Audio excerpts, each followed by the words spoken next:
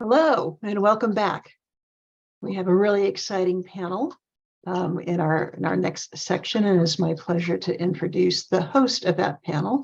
Maya Ingram is a member of our research staff at iSPARC. She is a project director, and she'll be hosting the panel on lived experience experts who are talking about the value of research, serving as research advisors in the work in our centers. So we're really looking forward to this conversation. Maya. Thank you, Maryann, for your introduction, and hello, everyone. I'm really excited to be facilitating this panel. So once again, my name is Maya Ingram, and I am a research project director at iSPARC. And I will be facilitating this panel on lived experience experts, the value of qualified research advisors. So this topic is very near and dear to my heart as a person who lives with a mental health condition, and as well as someone who started my career in this field, serving as a peer mentor in a mental health program for young adults on leave of absence from college, and as well serving on some research advisory boards at iSPARC. So during this panel, we will be discussing how living with a mental health condition or caring for family members with mental health conditions and leveraging that experience can influence and impact research and programming. We'll start off with introductions from our four panelists, and then we'll launch right into our discussion questions, and we'll reserve the final 10 to 15 minutes for questions from the audience. So if you have questions that come up during the discussion, please feel free to use the Q&A feature, and I will read those out at the end. All right, so without further ado, I will hand it over to our panelists to introduce themselves. And Joanne, I will start with you as you are the first on my slide. So please kick it off for us. Thank you. Thank you, Maya. My name is Joanne Grady-Savard, and my title is the Director of the Peer and Family Support Services at McLean Hospital. I do identify as a family member and a caregiver for several loved ones and family members and friends. As a support system and caregiver for them, they live with mental health challenges. Sadly, I've lost 3 siblings as a result of their mental health challenges. So when I was 17 years old, my caregiving began when my mother had an episode that landed us with the police and into a psychiatric care against her free will. And now I'm at the age of 68, and I've been fortunately and very blessed to focus my career, and I call it a calling, to help other family members and caregivers to network the complicated mental health care system, as well as offer thought partnership, resources and referrals, etc. Thank you, Maya, and I'm really excited to be here today. And I will hand it off to Josh. Hello, everyone. My name is Joshua Calorino, and I work at Youth Move National as a youth programs specialist. I've actually been recently promoted to a youth programs coordinator. And funnily enough, my story also begins at 17 when I had joined my local Youth Move chapter. And from there, I have grown into a youth advocate, where I've spent most of my time youth advocate. I've been a peer evaluator. I have been a lead peer. I have done lots of work within the youth space, affecting the systems of care to try and promote more positive outcomes. It's a very cross-cutting systems, and we have a lot of work to do to make them more effective. So I very much appreciate the shout out to Youth Move, and I will go ahead and hand it off to Valeria.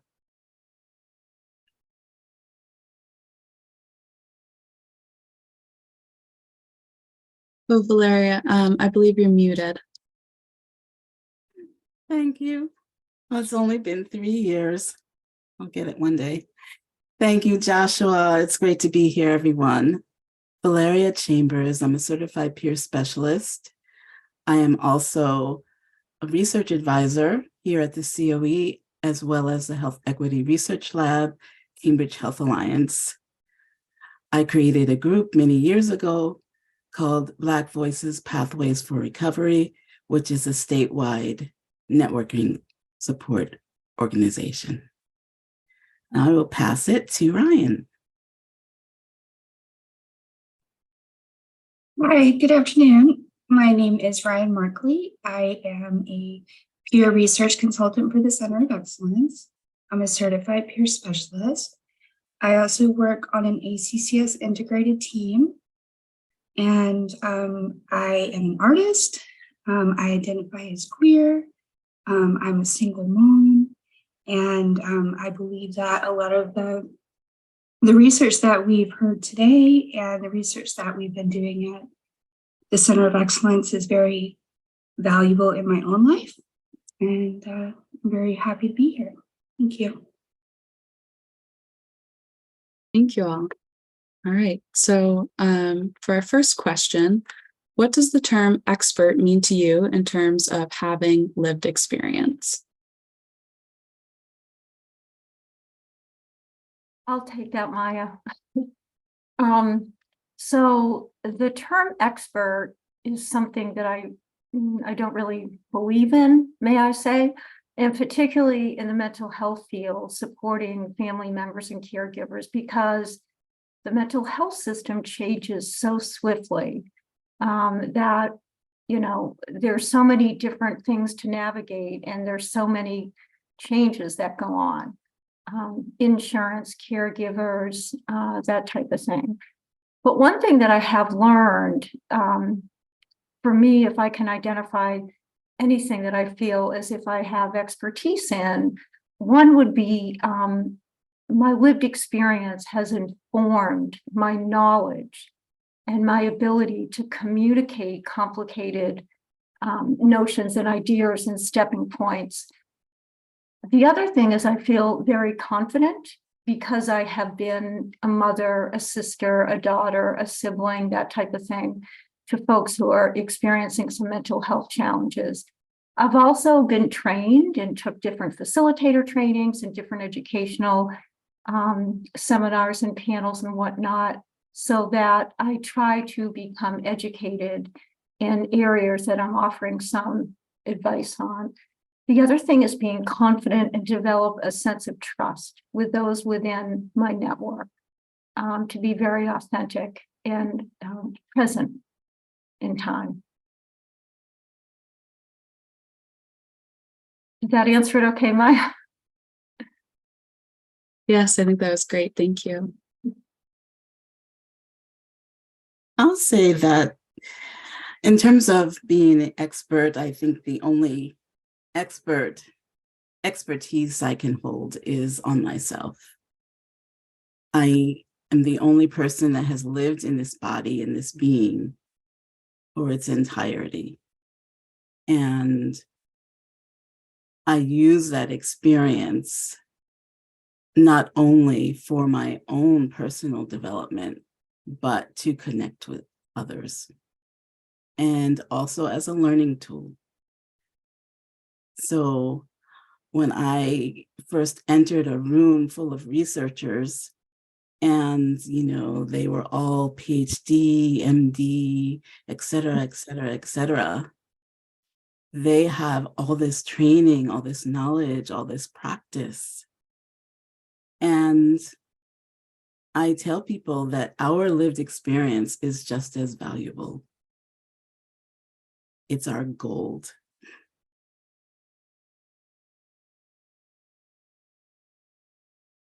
I I can can go go ahead and add to that. So I think I agree with what Joanne and Valeria said, absolutely.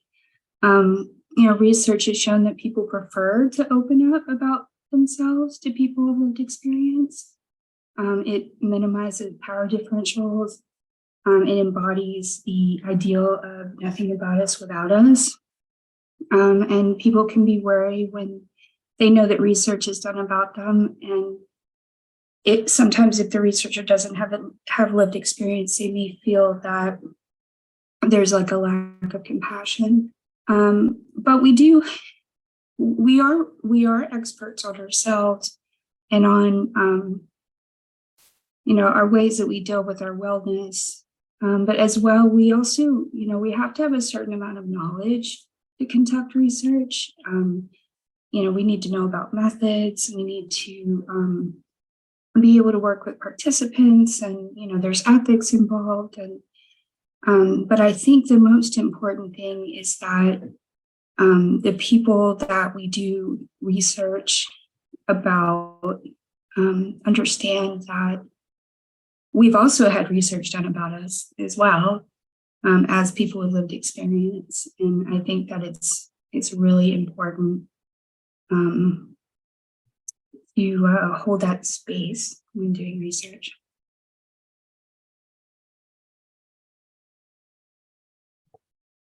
I can only second what everyone else has said thus far, and I would also offer that what individuals who don't necessarily work in the system of care, or rather individuals who have lived experience, can provide is perspective. The system of care that was created without perspective was a system of care that we had, for example, something like mental health 40, 50, 60 years ago.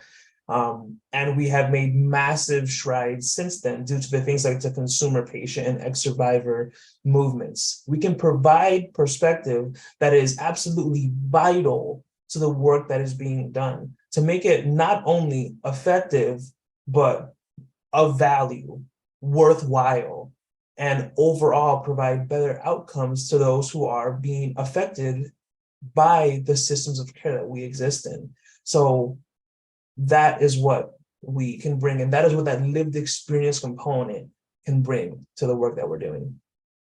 Mhm.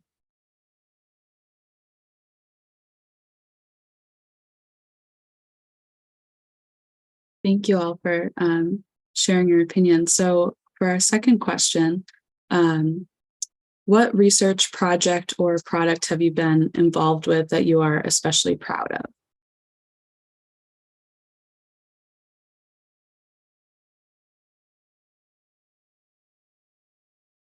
I'll start. I'd say the projects that I'm most proud of are the ones that have their focus on reducing mental health disparities, particularly with cultural and racial groups. For instance, at the CoE, we have a CARE project, that's CAIRE, which stands for Culture, Access, Inclusivity, and Racial Equity. One of our projects was looking at the Southeast Recovery Learning Community. And we wanted to find out more about the communities. It's a vast area in the Southeast. And we knew that there were a lot of people we were missing, a lot of cultural and racial groups that we were missing, as well as, for instance, teenagers, as well as older people. So we did a lot of investigation there, and we wanted to find out exactly what the demographics were. Now we are going about analyzing that data, and as a result, we have in Quincy now, for the first time, a support group for Chinese folks. We're also planning on offering a support group called Medicine Wheel and the 12 Steps. I became a trainer in that recently. I was so impressed with it because they have found a way to make the 12 steps of Alcoholics Anonymous culturally relevant and responsive to Indigenous populations. And in Massachusetts, they have allowed me and others who are not Indigenous to offer that training.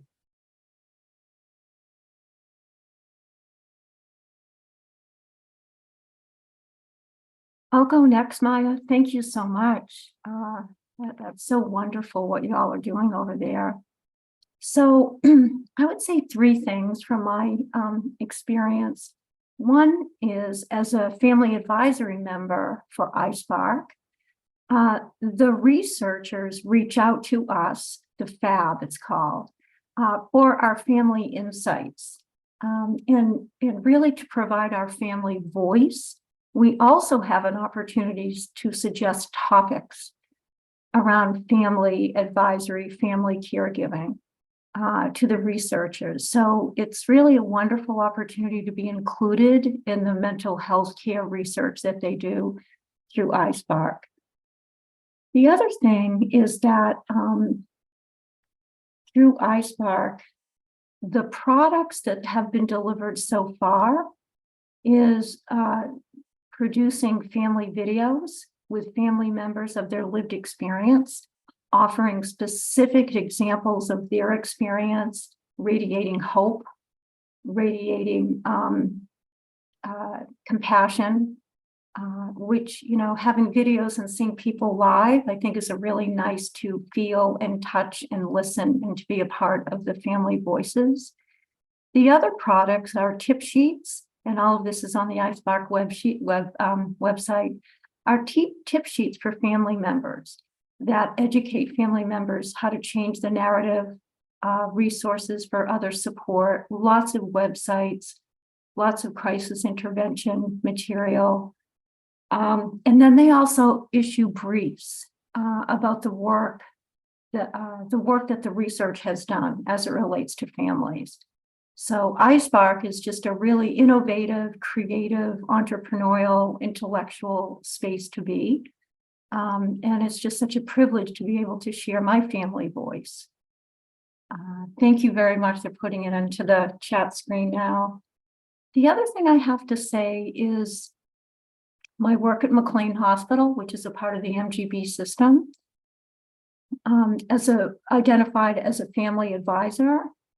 What's been really impactful is we work with a researcher who is developing the evidence of having family peer support, what type of impact that does for family members. So having a researcher work with us alongside really is giving the evidence, because sort of like what Valeria said, you know, I don't have 18 initials after my name, and working in an environment with a lot of clinicians and a lot of professors and whatnot, it can be intimidating just showing up with my family lived experience. But fortunately, having a researcher on our team is really delivering the meat and potatoes and the evidence of the impact that sharing lived experience has. And then the third thing that I'm proud of through the Peer Family Support Service is I am a trained teacher to teach mental health first aid. And so we do that in our communities. We go to churches, we go to school systems, that type of thing, and educate the community like CPR used to be in the olden days. Now mental health first aid training is helpful. So those are some of the areas I'm proud of so far, and it keeps on going. Thank you, Maya.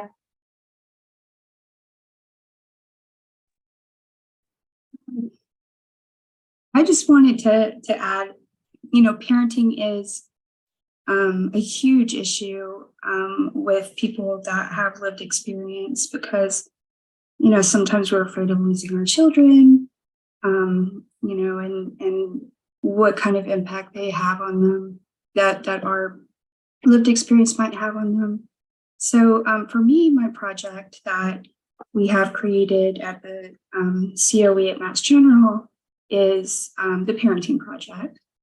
And, you know, I can really identify with that from our initial listening groups. When we began our center at MGH, we learned that caregivers with mental health or substance misuse challenges do not feel supported in their communities and often feel a sense of shame and stigma. So we wanted to represent parents with lived experience in our research. So we created a parenting video where parents with lived experience in recovery shared how they managed to raise their families, and, you know, how difficult it was for them and how they overcame stigma and Then we also made a accompanying children's video that was from children of the parents that were in the parenting video, the adult children. We shared these videos at last year's conference. It's gotten we've got a lot of, good feedback on it. We think that it's made a difference in changing provider perspective, as well as supporting, parents. And we've disseminated the videos to schools, recovery communities, NAMI, DBSA, and a whole lot of other places that we have done that. But for me, it really helped me to watch the videos, even though I wasn't in them, but my colleagues were. And because I am a parent with lived experience as well. So I'm pretty proud of that project. And I think that, looking forward to doing some other stuff like that for parents.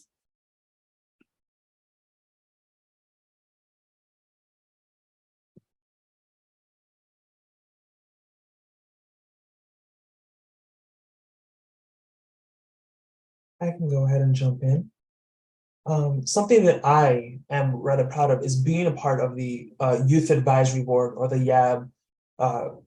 And the reason why is because, again, we can provide that perspective, and we're brought tools every single month, tools, research, plans, where we're able to provide feedback on, is this going to be effective? Is this going to be harmful? You're missing these things. You're missing this, that, and the other. There are a lot of things that get missed because youth are a different population. And oftentimes they're seen as, maybe not intentionally, but they're seen as less than. And they're not quite, I'll use the word catered to, or rather better, approached as their own individual autonomous beings at all time. And with the Youth Advisory Board, we're able to bridge that gap. But even more than that, something that I am very proud of are some tools that have been created at Youth Move National. This was years ago, even before I had worked at Youth Move National. We created 2 validated tools, that is the youth voice at the agency level and the youth voice on committees and councils, shortened to the YVOW and the YVOC. And what those are they are tools to measure what youth voice in your agency looks like. People oftentimes talk about, this is, we have some youth voice, we have councils and things like that, and we think we're doing a great job. But what this tool actually does is, as far as I know anyway, the only one of its kind, is gets down and tells you, this is an exact number, a quantifiable number compared to other agencies across the entire US and potentially more than that, that lets you know that your youth voice incorporation is less than average, or more than average, or it's abysmal, or it's fantastic.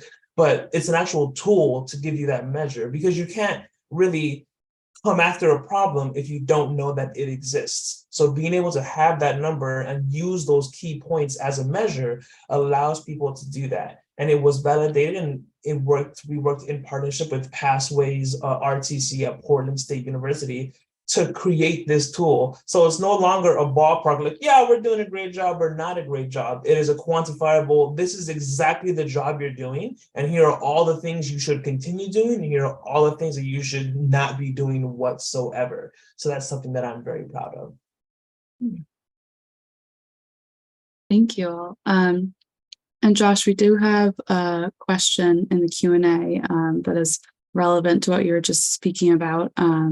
So Alex is asking, what is the name of the tool that you use that measures youth voices?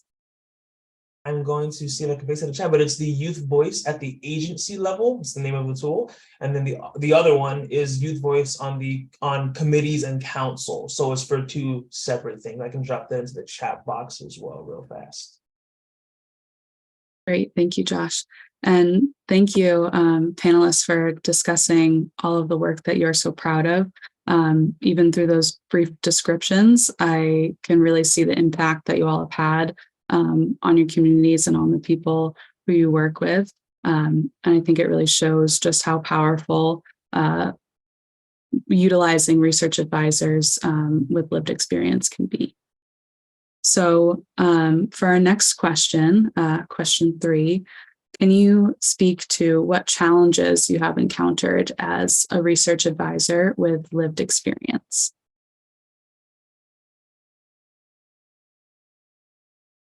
I can go ahead and, go ahead, Josh. Okay, thanks.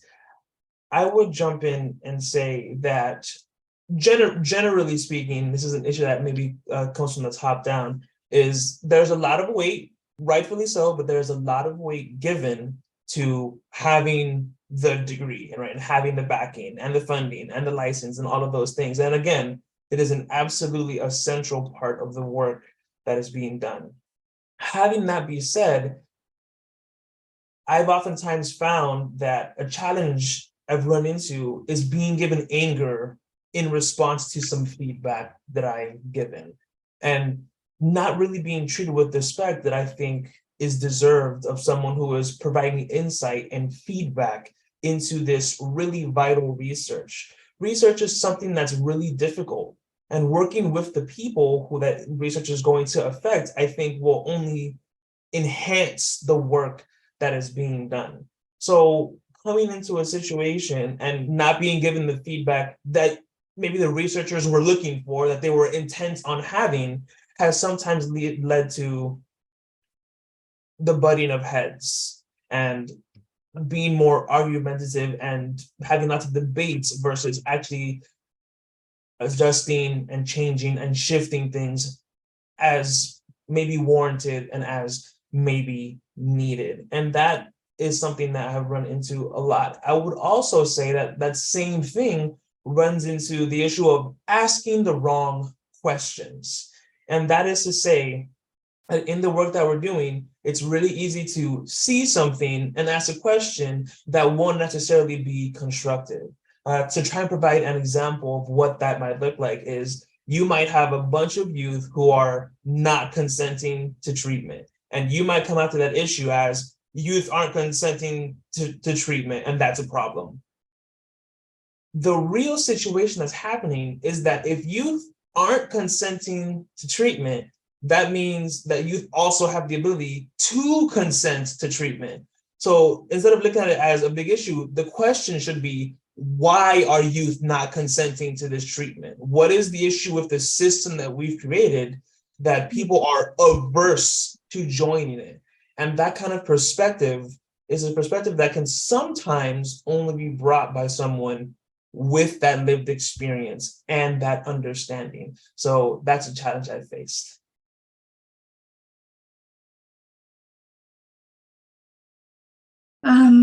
Yeah, that's so real. Thank you. I think a few of the challenges that I've encountered, it's always difficult sometimes to establish trust when you're doing research with people, because people with lived experience feel more comfortable with a person with lived experience, but they might be hesitant, in the beginning until they kind of understand that, hey, I've kind of been there too, or I've been on the, where you are with like having research done about me as well. For COVID was a challenge that we encountered when creating our parenting videos. Our original parenting and recovery video was done pre-COVID. And when we did the adult children's video, we did the interviews over Zoom. So the two videos are, a little bit different in how they were filmed. Dissemination of our results as well. When we first got together, we talked about how we wanted to make sure that any research that was coming out of our center was legible and readable to the average person. The person who, we're doing research about and with as well, that they would be able to understand that. So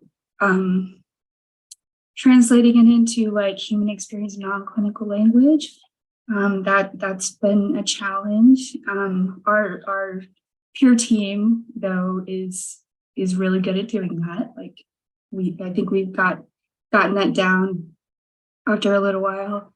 And also our team is spread all across Massachusetts, and we meet remotely. But we do maintain our relationships with each other. But we don't get to see each other very often in person. And yeah.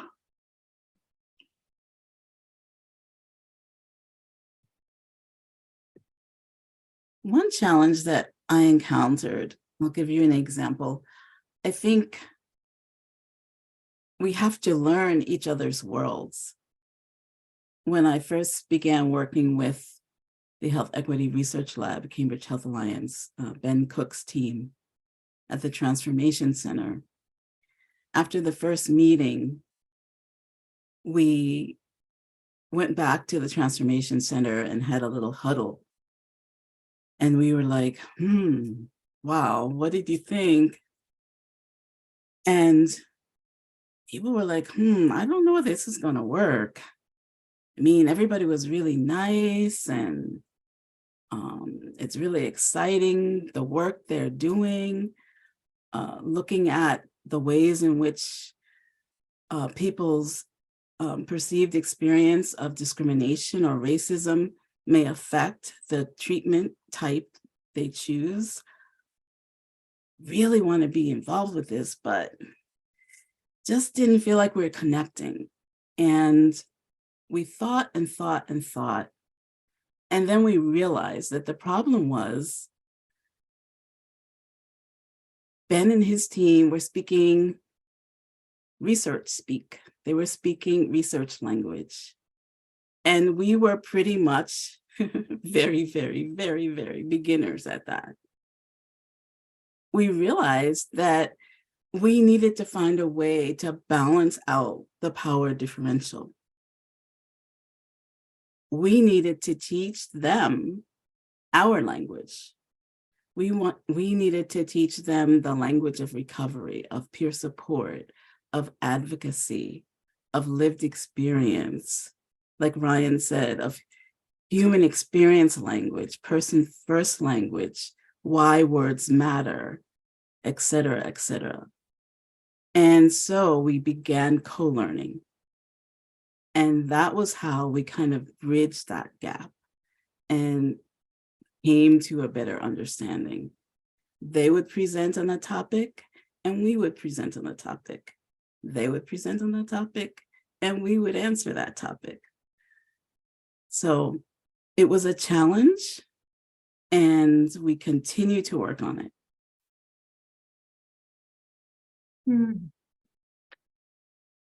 So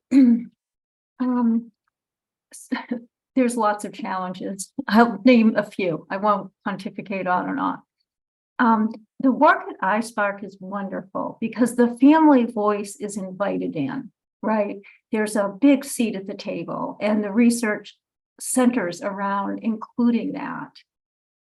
And while at the same time, our thoughts and insights are invited in, and we do have products as a result, one of the things we're moving through at iSPARC is to have the researchers come back to us with feedback in terms of what they're doing specifically, more specifically with the insights and the family voice that we have been provided, which is terrific.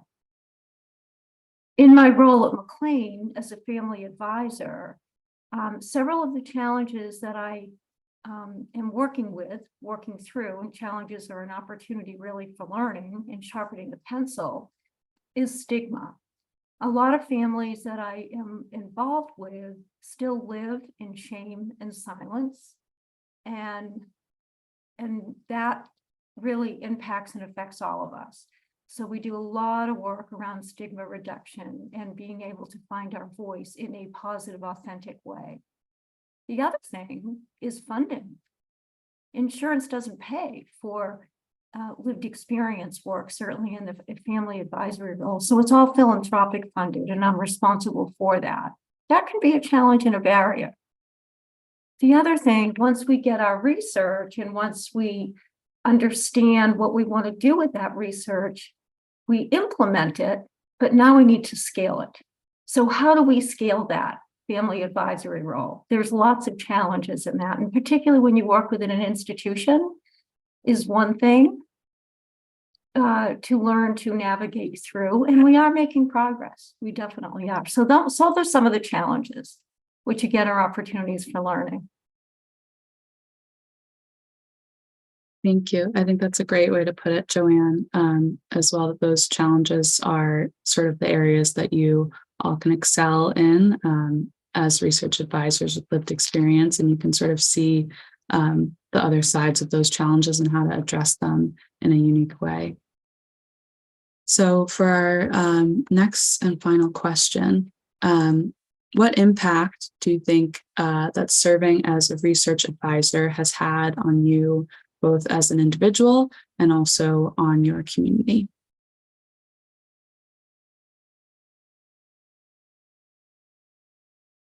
I can go ahead and take that one. For me, it's been a huge impact, for sure. I've met so many talented people who really care about lived experience, representation, and research, about like having peer-led projects rather than peer consultant projects. And that really made an impact on what it is that I feel I can offer. I feel like I'm part of a team, very unique team of peer consultants, leading the way in mental health research, and teams like ours are not seen a lot in many different organizations. We're a very diverse team, and most of us have different peer roles in other organizations. So we kind of come together and, we support each other in our different roles, and we learn about what these different roles are. And it is helping us kind of further on our research agenda as well. In my recovery community where I get support, for myself, we conducted listening groups there. And that gave voice to the people that I see every day who feel like they don't have a voice. So that was really great to work with them, and then to come back and bring them the results of our research, like the CARE project and the parenting project, to go back to them. And we had an event where we played the videos and had a facilitated discussion. But for me in my life, sometimes direct care is difficult.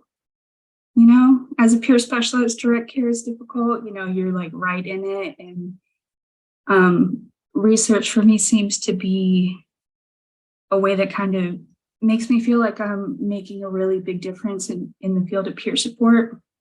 And it also somewhat validates some of the struggles I have in my own role on an ACCS team.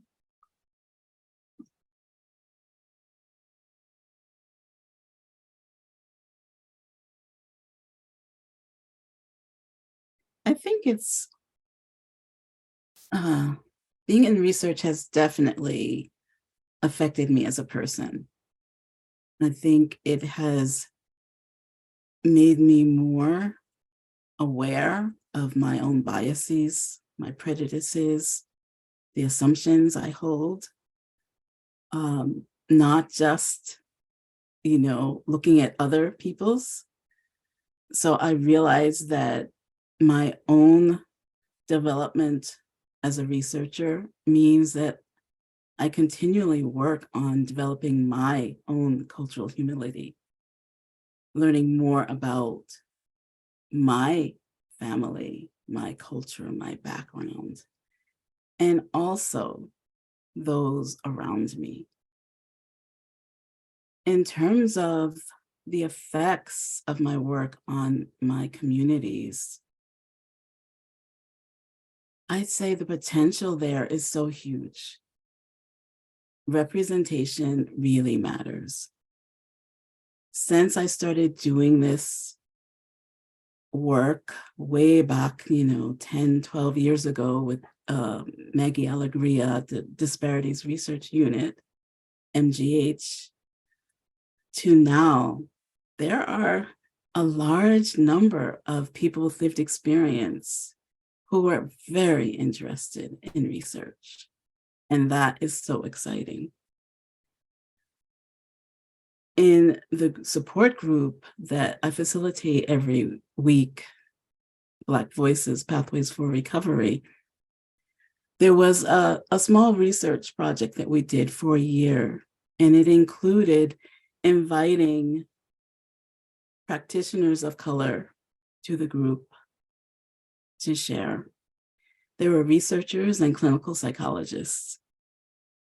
And it made such a big impact on people to hear the life stories, the struggles, the good, the bad, the ugly, being able to ask questions of a therapist who wasn't your therapist, learning exactly what motivated a researcher to want to do research. For instance, one person in the group who honestly, says they had a struggle with suicidality most of their life.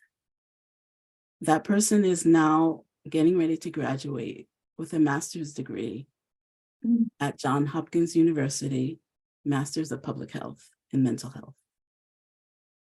Because they found their voice, they found their passion, they could see evidence that they matter, that they have a voice, that they have a choice, that they have something that they can reach for.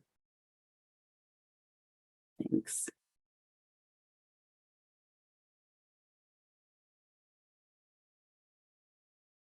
That's extremely powerful. Thank you, Valeria. Joanne or Joshua, would you like to add your comments? Josh, you want me to go? I'll go first. Okay, thank you.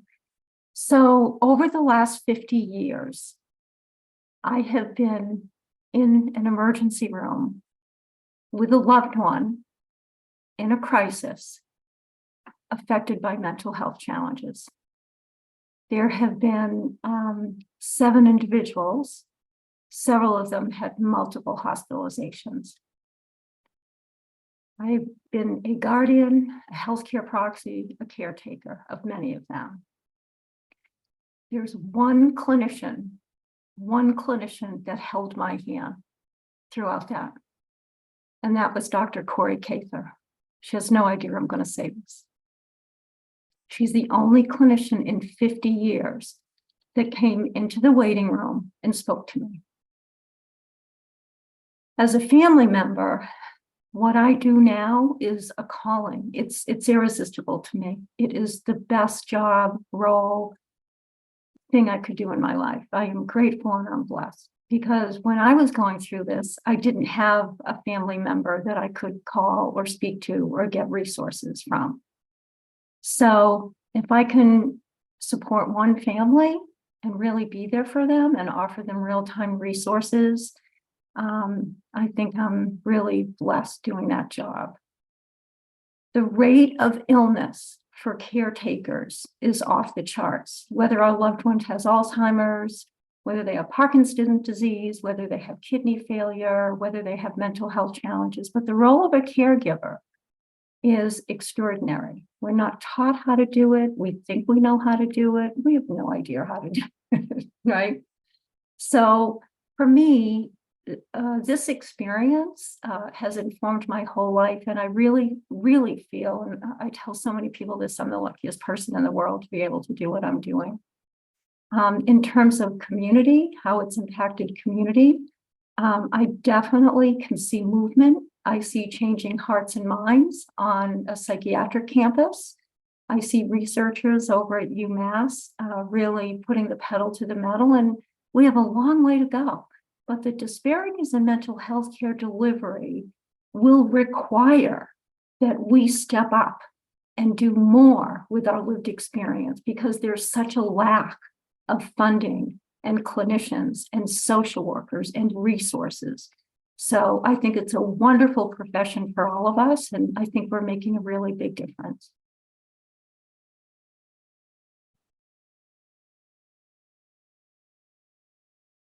Being an advisor has allowed me to get a deeper understanding of the flaws and the successes within the system of care.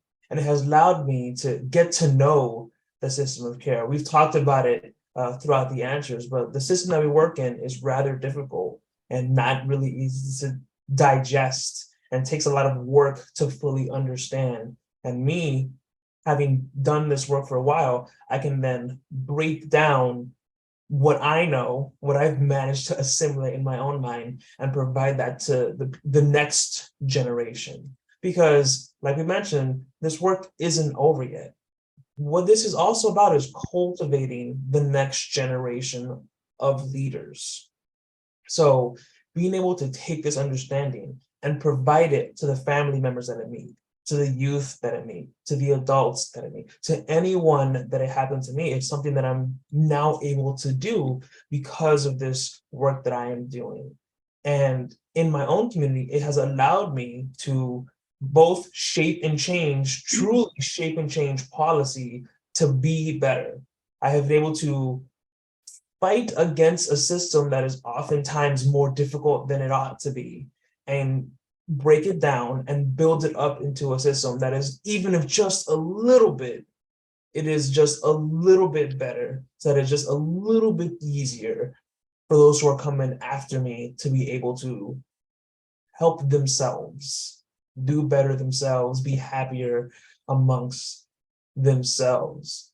And it has allowed me to see the tension point across those systems, because like we talked about, it's cross-cutting. Mental health and substance use and justice and education, all of these things. So I'm able to see these difficulties and provide clarity to make those systems work together, once again, a little bit more, so that someone who's out there struggling and having a really hard time can have that person who will step out there and greet them in the waiting room, or hold their hand, or say something that they really need to hear that day, so they can just make it that one more day that they need to get better. So I would say that serving as a research advisor as an individual has been fantastic, amazing. I've grown, I've learned, I think I've overall become a better person. And in my own community, the same. I'm able to interact and engage with the people in my community to make something better. But I would say even nationally and internationally, the work that we're doing affects the world. And I think all of us here share the idea that we want to leave this world in a better place than we had found it. And that's what we're doing. Extremely well said, Joshua. Thank you all for sharing your experiences and the impacts not only on yourselves, but on your community. I think the impact that you all have had is immeasurable, and it's not only extremely important, pushing the envelope forward with changing the systems, but also just the individual impact and the lives that you all have changed and for the better. So I want to be mindful of time. We have around 10 minutes left, and we do have a couple of Q&A questions. So our first question from the audience is, how does one go about becoming a certified peer researcher? I have never heard of this, only peer counselors for substance use disorders.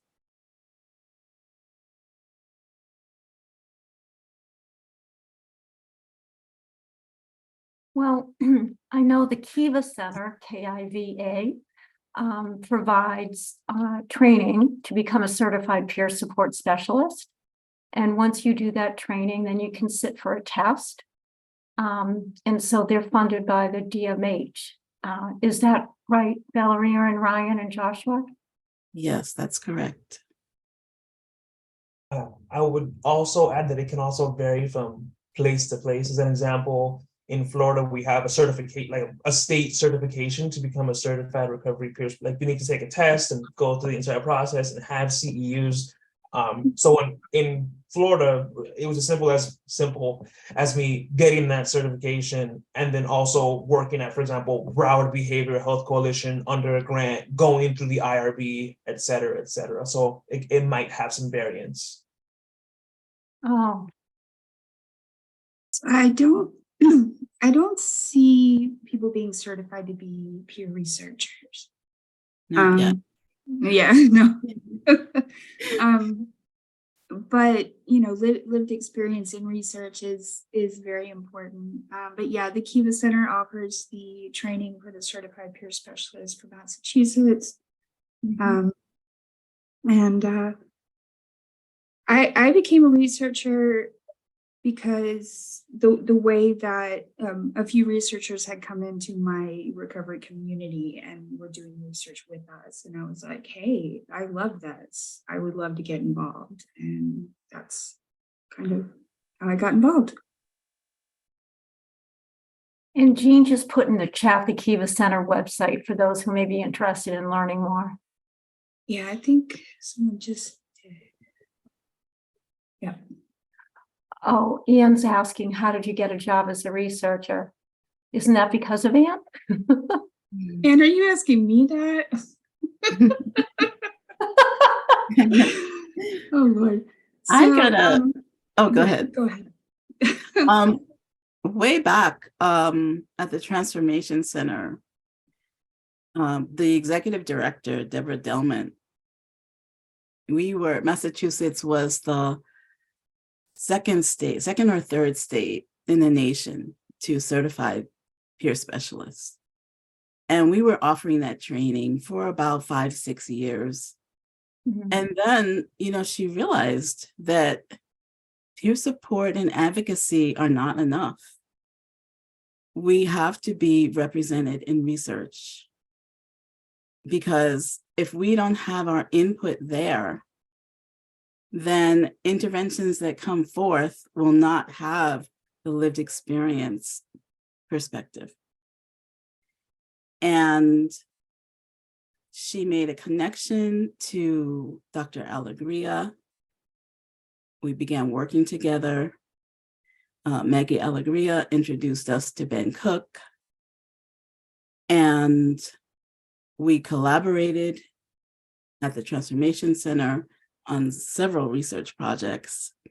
When Transformation Center Boston closed, I was offered a job by Ben Cook's team. Meanwhile, several years, maybe about 7 or 8 years now, we had been doing work with Dr. Cather, Cori Cather, at the Transformation Center.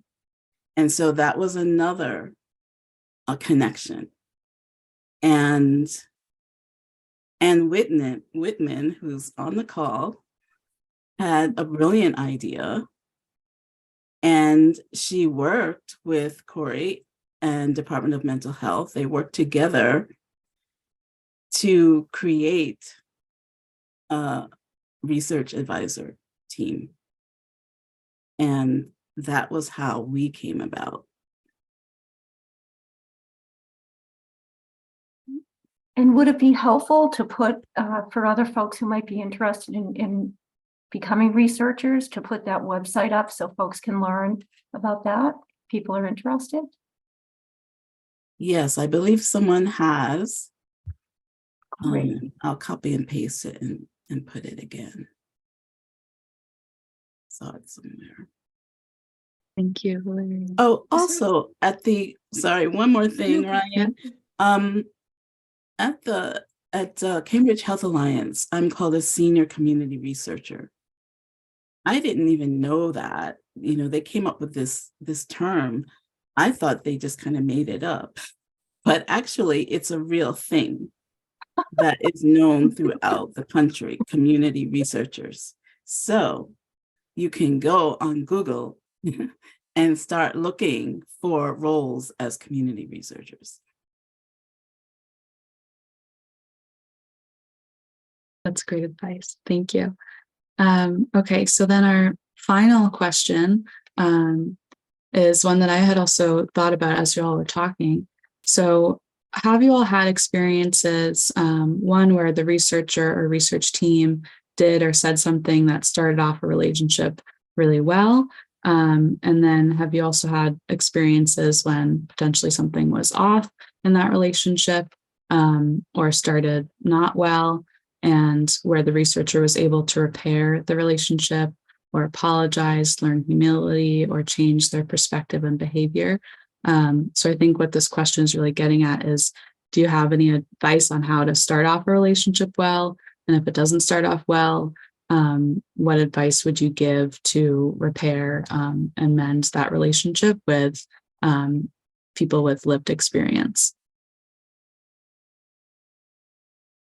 I experienced that working with Ben Cook's team. We were doing a pipeline to Cori grant, Blacks Addressing Mental Health and Healing Through Comparative Effectiveness Research. And for a year, we worked with communities.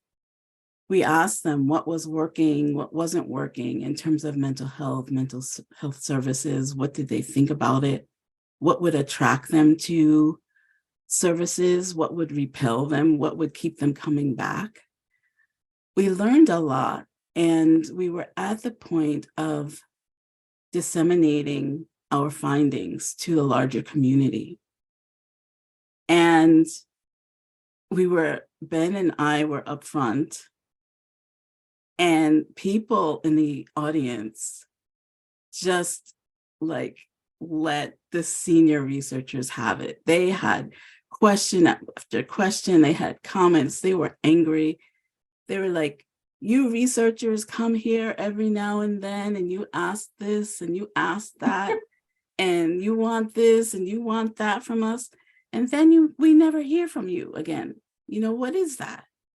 This is not a one and done kind of thing. Whatever happened to all that information? How is that going to help us? They went on and on and on, and I'm standing there thinking, oh my goodness, what to say. But Ben and Anna Progovac were the two there. They listened and had such presence and such affirmation of what they were hearing. After a while, someone in the back of the room said, okay, so yeah, we kind of get that we're talking to the choir here, but geez, it feels so good to get it out. People wanted to be heard. They wanted to know, look, we are interested in this stuff, but the way that you all are doing it is not okay. So yeah, lots of learning to do.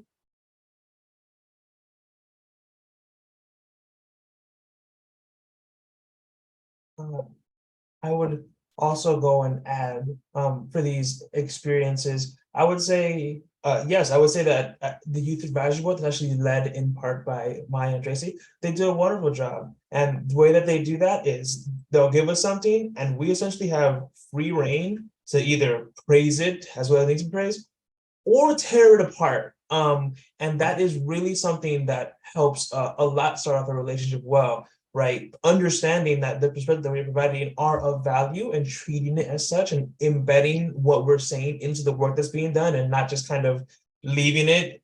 If people wanted to go out and just not be heard, they could just go outside and do that. Like they don't need to go to a meeting and have their time essentially wasted.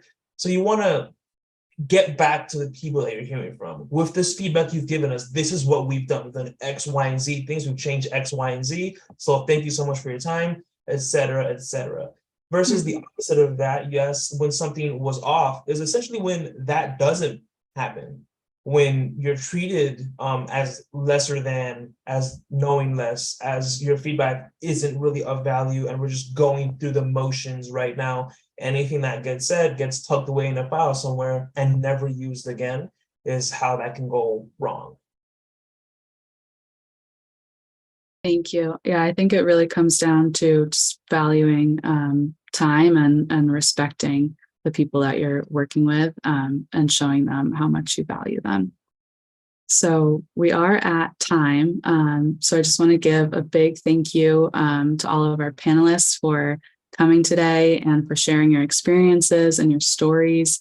Thank you as well to the audience for attending the conference and for your engagement with our panelists through the Q&A. And finally, a big thank you to DMH, MGH CoE, and iSPARC for hosting this conference. And I will hand it over to Maryann. Thank you all. Thanks, Maya. And what an amazing panel. I know Cori can certainly speak for herself, but I know both of our centers feel deeply grateful for the contributions that our various boards, community boards, have provided to guiding our research. And it certainly is one of the reasons that we're able to offer a conference like this today, where the theme is how to do research that helps provide hope for improvements in the world of supporting people who have mental health challenges. And so it is absolutely key to our work and key to making hope a reality. So we thank all of you for both being on the panel and for the work that you do in our centers every day.